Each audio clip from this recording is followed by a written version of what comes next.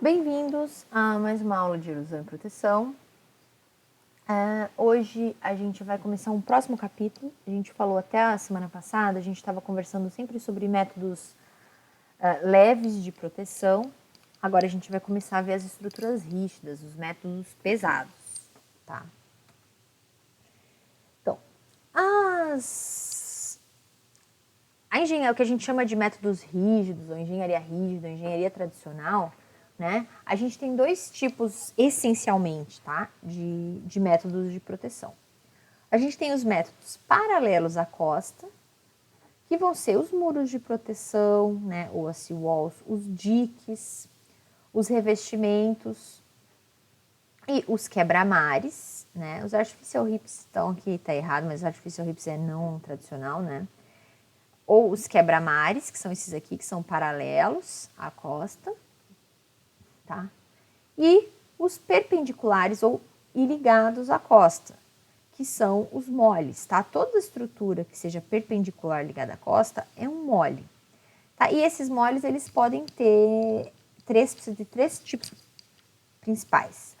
Ou os espigões, curtos ou longos, que são aqueles que são projetados para barrar a deriva sedimentar, né, para barrar a deriva litorânea, o transporte sedimentar. Os guias correntes, que são os jetes, que são aqueles que são projetados para fixar desembocaduras, tá? Tipo, os nossos moles da barra aqui são guias correntes, tá? E os quebra-mares de porto, que são estruturas pensadas para gerar regiões de sombra para a instalação de portos e marinas, tá? O principal objetivo dos métodos de engenharia rígida são barrar o transporte longitudinal, tá? Muitas vezes também eles podem ser feitos para dissipar energia de ondas e de correntes e diminuir o transporte de sedimento associado e, no fim das contas, sempre evitar e mitigar a erosão costeira, né? É bem importante lembrar porque que esse tipo de estrutura ele não resolve a causa da erosão, né? E eles tendem a ter aquele processo de acreção de um lado, como ele vai barrar a deriva litorânea, vai ter acreção de um lado e erosão do outro, se ele não for muito bem pensado, né? E aí existem processos que a gente pode fazer para mitigar isso, que é a questão do sand bypassing e tudo mais, que é quando você tira a areia daqui artificialmente e transporta para o outro lado para evitar essa erosão aí, a jusante da corrente. Hoje a gente vai falar especificamente sobre os espigões, tá? Vamos falar aí de espigões. Então, os espigões, eles costumam ser estruturas estreitas e compridas, perpendiculares à praia, tá? É um mole que tem o objetivo exclusivo de barrar a deriva litorânea, tá? E o que vai fazer com que acumule sedimento entre os espigões, quando a gente tem mais de um, ou a montante do transporte litorâneo, tá? Ele também vem sendo muito utilizado para aumentar a vida útil de engordes, tá? Se faz os espigões e engorda entre os espigões, o que faz com que o sedimento acaba ficando ali mais estável, diminui as perdas de sedimento dos engordes, tá?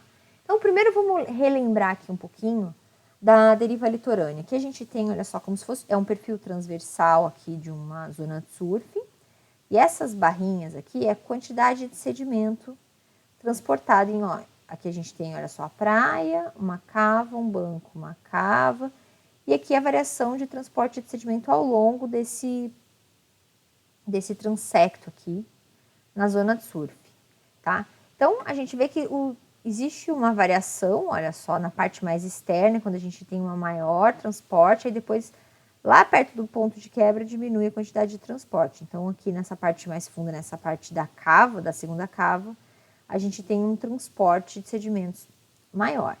Então, a gente tem que ter isso em mente quando a gente vai pensar no espigão, tá? Então, a ideia é sempre estabilizar ou engordar a praia, barrando esse sedimento que está aqui sendo transportado na zona de surf.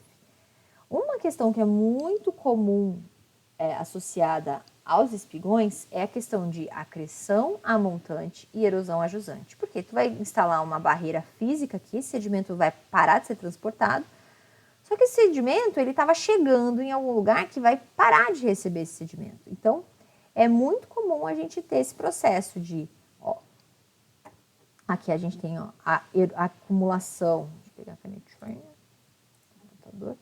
A gente tem o acúmulo aqui, ó, o sedimento está vindo daqui para cá, ó, por exemplo, que tinha ali deriva litorânea livre, foi construído um espigão, a gente tem acúmulo aqui, e aí erosão imediatamente atrás. Por quê? Porque a deriva continua acontecendo e esse sedimento que chegava aqui não está mais chegando, né? Então a gente tem erosão. E aí o mais comum é você acaba fazendo um outro espigão aqui para tratar essa erosão. Aí depois faz outro espigão para tratar a erosão. E aí você tem campos gigantes de espigões, tá? É o que os caras chamam de efeito dominó. Você coloca um, você causa erosão aqui. Aí você vai colocar outro, vai causar erosão aqui. Aí você vai colocar outro, vai causar erosão aqui. E aí você vai gerando a necessidade de cada vez novos espigões, porque quando você resolve o problema de um lugar, você acaba causando problema em outro lugar. Mas a gente vai ver que dá pra gente fazer espigões sem ter esse problema tão intenso, tá? Então, a ideia do espigão é evitar a saída de sedimentos, né? Então, tentar, tipo, fechar a célula, fechar uma célula litorânea, uma região ali que vai ficar o sedimento parado, né? E eliminar o sumidouro de sedimentos. Normalmente eles são longos, e aí que é o grande problema deles. E a ideia, para eles, quanto mais, para eles serem mais eficientes, a ideia é que eles tenham uma altura acima da maré e do RANAP das ondas, tá? Porque senão pode ter transporte por cima deles. Eles retardam a erosão, mas não eliminam, tá? Então, quando eles são mais eficientes, quando a incidência de ondas é oblíqua, porque aí a gente tem um transporte longitudinal, é importante, né? Uma deriva litorânea predominante, principalmente em uma direção, que aí eles vão barrar aquilo ali. E em águas calmas, baías, lagos, estuários e em regiões de micromaré. Por quê? Porque se a gente tem muita tempestade ou uma variação de maré muito grande, a gente vai acabar tendo esses espigões ficando submersos, e aí pode ter o transporte de sedimento por cima deles, né? E aí vai diminuir a eficiência, tá? Então, atualmente, dificilmente você vai ver espigões isolados. Assim. Normalmente, os espigões atualmente estão associados a engordes, né? Então, como é que o efeito na hidrodinâmica e na morfodinâmica, tá? Primeira coisa é que quando a gente cria espigões, a linha de costa ela vai tender a se alinhar, a ficar paralela à ondulação dominante, tá? A gente tem aqui, para a gente ter uma deriva importante, a gente tem uma incidência oblíqua de ondas, né? E aí aqui nesse caso, a ondulação está vindo aqui. Não, ao contrário. Eita. Já estava desenhado e não estava vendo. Tá aqui, ó. A ondulação está vindo aqui, né? E a linha de costa, ó, tá se alinhando, ficou paralela à frente de onda incidente, né? Porque a gente tem a ondulação vindo nesse sentido, o transporte vai ser para a direita aqui, o transporte é para cá, né? Então a gente vai ter erosão aqui e acreção aqui. E a mesma coisa no outro lado, vai ter erosão aqui, e aí se tiver um outro espigão aqui, a gente vai ter acreção aqui, e aí a linha de costa vai ficar também paralela à ondulação incidente, tá? A região com acreção, vai sendo depositado muito sedimento aqui, tem uma tendência dessa região ser mais alta também, em cota, tá? Em Z. A gente tem uma região mais baixa aqui e mais alta aqui, tá? Tanto sedimento, ela muda tanto em planta quanto em cota. Então, existe também a tendência dela ficar mais refletiva, tá? E a praia vai ser inclinada ali entre os espigões, porque a gente tem a parte mais baixa aqui e a parte mais alta aqui. Então, aqui a tendência ela ficar mais dissipativa e aqui a tendência dela ficar mais íngreme, né? Então, um pouquinho mais refletiva. Aí aqui a gente tem os exemplos, olha só, de muitos espigões. E aí a gente tem as cristas das ondas e a a corrente longitudinal gerada e a linha de costa, ó, igual aqui, ficando aproximadamente paralela às cristas das ondas que estão incidindo ali. Por conta disso, né? Porque vai erudir aqui e vai acrescer aqui. Quanto mais íngreme, quanto mais oblíquo, mais vai erudir aqui e mais vai acrescer aqui até eu chegar, preencher até o final do espigão. Então, vai ficar cada vez mais paralelo. Se a gente tiver diferentes direções de onda, as ondas variam muito ao longo do ano e não tem uma incidência de uma direção, mas duas, né, predominantes, o que acaba acontecendo é que forma uma praia em forma de baía, né? Porque de vez em quando erode daqui para cá, de vez em quando erode daqui para cá, e a gente tem esse tipo de praia aí em baía, tá? Que o aumento da largura da praia vai depender aí do comprimento da distância entre os espigões. E aí vamos falar da evolução, né? Como isso aqui é uma evolução natural, se a gente tiver sedimento disponível suficiente, que pode ser levado em consideração para a gente evitar os problemas de erosão ajusante, tá? Então, mas vamos no começo. Então, o que acontece? Eu tenho uma praia que está erodindo, né? Que tem um transporte longitudinal aí importante, né? Onda se incidindo obliquamente. E aí eu vou lá e resolvo instalar espigões. Né? No primeiro momento, o que acontece? Imediatamente, todo aquele transporte que está acontecendo aqui vai ser bloqueado, né? O sedimento vai ser trapeado aí pelo espigão e a gente vai ter uma taxa muito alta de acreção, aqui é montante, e uma taxa muito alta de erosão ajusante, tá? Então, onde ele é instalado é imediato o efeito, é muito rápido. O sedimento vai sendo acumulado aqui e vai acrescendo a praia, restaurando a praia. Só que a gente tem um déficit de sedimento aí para onde o sedimento estava indo, que não vai mais, então vai causar uma erosão ajusante bem intensa, tá? A partir do ponto que esse processo vai acontecendo, essa areia, esse espaço entre espigões, ele vai se enchendo, vai acumulando sedimento. E aí, essa taxa até o momento que o sedimento começa a passar por fora do espigão, que é o bypass, né? Quando o sedimento passa além do espigão. Então, o que acontece? As taxas de acreção vão diminuindo e as taxas de erosão ajusante também vão diminuindo. Por quê? Porque alguma coisa do sedimento está passando, né? Até que se chega no estágio de equilíbrio, que é todo o espaço entre os espigões é preenchido por areia e esse espigão para de estar dentro da zona de surf e agora ele está na praia imersa, né? Então, a erosão ajusante é mínima e o bypass é máximo, ou seja, não fica mais sedimento, todo o sedimento passa. Tá, quanto tempo demora para isso acontecer?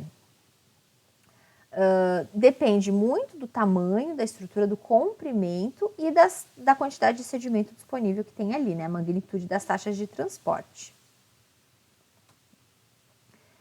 O que se pode fazer para evitar, então, essa erosão ajusante? Pode já pular esses estágios iniciais e constrói o espigão e já enche de sedimento. Então, tu já faz o engorde praial imediatamente após a construção, que aí o sistema ele já vai direto para o estágio de equilíbrio, né? Isso é uma opção. Outra opção é você fazer espigões um pouco mais curtos nas extremidades para diminuir o trapeamento de sedimentos, para deixar que aconteça um bypass maior, né? Como os espigões eles não têm efeito no transporte além do seu comprimento, né? Eles podem perder sedimentos durante tempestades, que o nível vai passar, tipo, a zona de surf pode ficar muito mais larga do que inicialmente, e aí a gente tem um transporte, um bypass além do comprimento deles. E a gente tem a formação também de correntes de retorno, e eles perdem sedimento por essas correntes de retorno também. Tá, então aqui um exemplo, olha só, ao mesmo lugar, antes da tempestade, percebam aqui, ó, nesses dois principalmente, e depois da tempestade, como a praia ficou mais, como essa baía ficou mais, e aí dá para ver até a direção da tempestade aqui, né, que veio de norte, como ficou diferente a praia, como erodiu essa região da praia aqui. Tá? E aí, quando a gente vai pensar no espigão, a gente tem que pensar em alguns aspectos ambientais que vão fazer diferença, tá? A sedimentologia da praia é importante, a direção dominante da deriva, para em que sentido o sedimento está indo, a declividade do perfil, o clima de ondas, as correntes longitudinais, né, que estão diretamente relacionadas com a direção da deriva. Qual que é a altura que deve ter esse espigão, né? Normalmente o ideal é que ele esteja enterrado ali na base da duna e que a parte mais offshore esteja mais ou menos meio metro acima do nível do mar. Pelo menos 1 metro acima do fundo, né? Para esse sedimento, para ele poder ser efetivo com ondas moderadas. Mas é importante que circule algum sedimento. A gente vai ver daqui a pouco. É importante que ele não vai todo o sedimento para minimizar aquela erosão ajusante que a gente não quer que aconteça, né? Quando a gente vai engordar, aí a altura do topo vai depender da praia que você está criando, né? O comprimento, ele deve estar, a ponta dele tem que estar dentro da zona de surf, foi o que eu acabei de falar, para ter bypass, para ter transporte líquido além do espigão, tá? Além do último espigão ser um pouquinho mais curto. Tudo isso a gente faz para diminuir aquele processo de erosão ajusante, tá? O espaçamento entre eles também é importante, tá? Que deve ser entre 2 e 3 vezes o comprimento. Porque se o espaçamento ele é muito longo, é muito distante, os espigões eles são muito distantes uns dos outros, a gente tem o desenvolvimento de correntes de retorno bem fortes que podem ser um problema tanto para perda de sedimento como para risco costeiro também para as pessoas que vão usar aquelas praias, tá? E quanto maior o ângulo de incidência das ondas, menor a gente precisa fazer o espaçamento. E quanto maior o ângulo de incidência das ondas, mais intensa a corrente longitudinal formada, né? Então aí a gente tem que dar uma diminuída aí no espaçamento. Tá? Aí aqui alguns exemplos, ó, é um exemplo de algumas simulações, tá? Ao longo do tempo. Aqui a gente tem a praia inicial e aí foi construído um espigão. E aí aqui a evolução ao longo do tempo, tanto da acreção de um lado quanto da erosão do outro, tá? E aí aqui um espigão mais longo e um espigão mais curto. Esse aqui não conseguiu chegar no equilíbrio, ou seja, a partir do ponto que começa o transporte de sedimento além dele, que aí vai diminuir a erosão ajusante, né? Percebam que a erosão ajusante desse aqui é menor, o final aqui, ó, é menor, é menos erosão ajusante do que no mais longo, porque chega um período, chegado momento, a linha de costa alcança a ponta desse espigão e passa a ter sedimento sendo transportado para cá. Então, quanto mais longo, maior o problema de erosão ajusante, tá? Aí aqui o espaçamento, tá? Quanto maior o espaçamento, também a gente vai ter aqui, eles mais próximos, a gente vai ter uma acreção bem pequenininha dentro deles, se eles forem próximos demais, né? Porque não vai ter o transporte, forem longos e muito próximos, né? Porque a gente não vai ter o desenvolvimento do transporte aqui dentro e tudo mais, porque vai ter a sombra deles. E aí, ó, do mesmo comprimento, só que mais longos. Aí a gente tem, sim, já uma acreção maior e um transporte aqui dentro do sistema. Aí agora, eles mais espaçados e mais curtos, e mais próximos e curtos, mais espaçados e mais curtos, né? Curto, aí o que acontece? Quando ele é curto, a gente tem o processo de bypass mais importante, né? E aí, quando eles são, aqui nesse caso, se eles são curtos e muito próximos, esse segundo aqui, ele vai chegar num ponto de equilíbrio bem mais rápido do que eles forem bem afastados, tá? Então, tudo isso tem que ser modelado e tem que ser pensado antes da instalação. Qual que é a situação ideal que você precisa? Tá? E aí aqui com um engorde, tá? É feito um engorde aqui em 3 pontos, o que diminui bastante daí a erosão ajusante, tá?